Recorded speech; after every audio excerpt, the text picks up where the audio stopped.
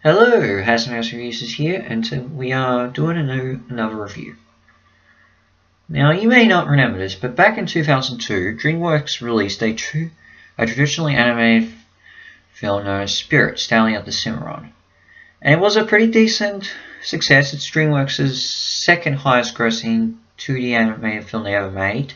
It got nominated actually for Best Animated Feature at the Academy Awards for that year.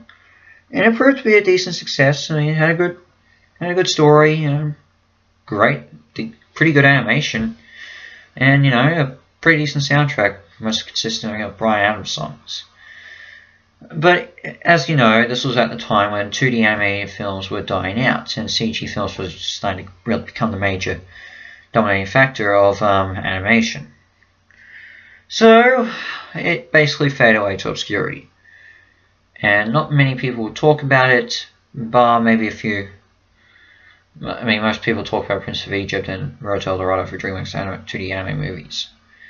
But then, out of the ordinary, somehow out of nowhere, Dreamworks creates a spin-off TV series for Netflix called Spirit Riding Free, which was a reboot of the whole thing. And its own continuity just contained just the horse, which is, of course, Spirit. And it turned out to be a pretty decent success, and it's got a pretty decent following. But then, out of the blue, Dreamworks decides to create a new movie of Spirit, which has the same characters of the TV show, just taking the reboot switch while incorporating elements from the original film. So this is sort of a remake hybrid, I should say. And I was like, yeah, I've never seen the show, but this sounds interesting. Maybe I can get something out of it. And, well, I think it's actually pretty good.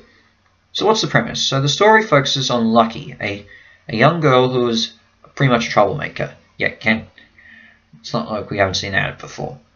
She's been sent after ruining her grandfather's electoral campaign. She and her aunt moved back in with her estranged father, who hasn't been around since the death of Lucky's mother. Yeah, big shock. But while on the way, she encounters a horse named Spirit, who is a wild Mustang and is trying to be tamed by these hunters who want to capture his herd and sell them to make profit. Yada yada yada.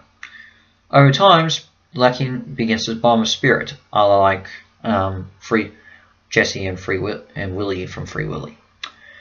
She forms friendships with two other girls, and I think named Peru and Abigail, and eventually they go on and as she begins to bond with Spirit, begins to form a bond with the horses. With horses, she and her friends go on a quest to save Spirit's herd from being captured and being sold. And yeah, that's all I can really explain.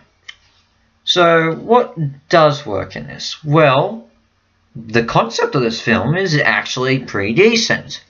I mean, it's basically, it's got all the characters from the TV show, which again I haven't seen, but it's actually meshing in elements from the original film, which is actually pretty good. And honestly, I'm not sure I would like to see this more now with old animated features. I mean, this is actually pretty new and fresh. Honestly, I'm not sure I'd see something like this in some of Disney's live action remakes. This is actually a lot more fun, interesting, and pretty good. I'm actually surprised how likable they made these characters. I mean, some get more screen time than others, and I will admit the villains are dull, but the main three girls are pretty likable and are very charming. And you do see the bond between Lucky and Spirit. The animation, well, not the best by Dreamworks, it's pretty serviceable. And considering how I can tell this film could have been a lot. I mean, when it comes to Dreamworks and low-budget anime films, Captain Underpants looks way better than this, but considering what Dreamworks what the animators had to go through last year in 2020, I think it's a serviceable job. And honestly, I much rather I can at least look and feel and like the animation here than I can with, say, watching Sony Pictures Animation's The Star. That is animation that just embarrasses me. The voice acting itself is also pretty good. I mean, I don't know too many of the people in this. I mean, I only know 3, which are McKenna Grace, Jake Gyllenhaal, and Walton Goggins. Walton Goggins, I think it is, actually. And they all do a serviceable job with what they're given, and they do a pretty good job. And the music, well, not as... The music and the soundtrack isn't as great as, say, the first film, but for what it is actually good, and it has some good songs like Join Up and Fearless. I wouldn't be surprised if both of those eventually tossed around for consideration for the Oscars for 2021. But what doesn't work in this? Well, the biggest problem with this in the story is not so much. Well, there's actually 2 problems with the story, actually. Well, first off, it doesn't explain anything. This film reminds me of Kung Fu Panda 3, where it's really fast-paced a bit, and doesn't bother. However, unlike Kung Fu Panda 3, which at least explains what the important things and does find moments to slow down, this film, whenever there's certain things that should be explained a bit more, just throw a quick look explanation. That's about it. Like, why is Lucky's father against her riding on horses? Why is the villain doing what he's doing? You know, why is Lucky the way she is when it comes to certain things involving politics, you know, and animals and that sort of thing. Eh? Yeah, that's clear. That I just want time to explain things, you know, and questions like that. Yeah, you can guess where it's going, but more explanation would be good.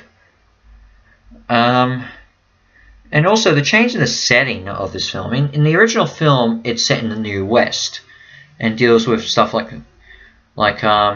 fighting for supremacy of the land and the Lakota Sioux, which I think is great because I spent a lot of time learning about the Lakota Sioux through Aboriginal studies in high school. But this one, it's set more in the old country industrial revolution, or something like that. I can't really say. It does give me a bit of a different vibes of the setting.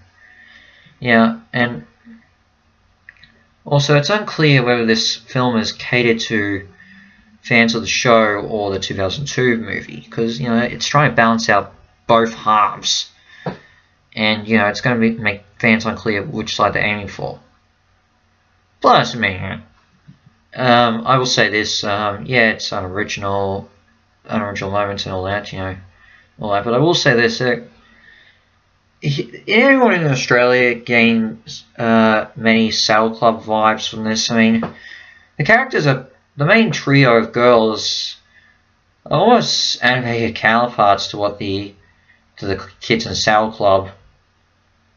Yeah, it seems very. I don't know if Dreamworks were aiming for it, but I just getting vibes of this. With that said, it's still pretty likable, and you know, I honestly had a good time with this. I can say this: I can go back and watch this more than at any point, more than I can say I can go back and watch June again or Mortal Kombat, and even Godzilla vs Kong. Yeah, I can go back and watch this anytime I want. And you know, and it's also nice that DreamWorks paid tribute to Kelly Asbury, the director of the first film, who died last year due to cancer. I stayed way back to the end credits just to see this if they would do it, and they did. I'm glad they did. So yeah, and you know they also thank everyone who worked last year, which is good. They did a good job, and you know, and I'm glad they paid tribute to one of their old colleagues and workers, and an underrated genius, an underrated director, an underrated animator who deserves more recognition, even though And although he's now long gone, his legacy still remains. There's some good moments, some bad, but you know, all anime directors have that. You know, and I'm sure Kelly would have been proud of how the movie turned out.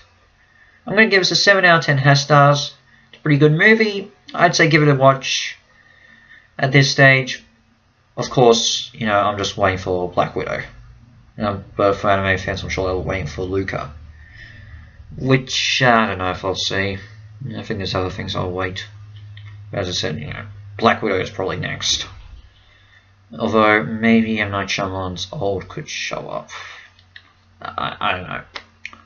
But, you know, but in the end, that's Spirit Untamed. Good movie. I'd say give it a chance. So I'll see you for my next review, which I'm not sure what will be. I think I'll actually have to go back to video games actually now I think about it. But in the meantime, Hasmo's Reviews is out, and I'll catch you later for my next review. Ciao.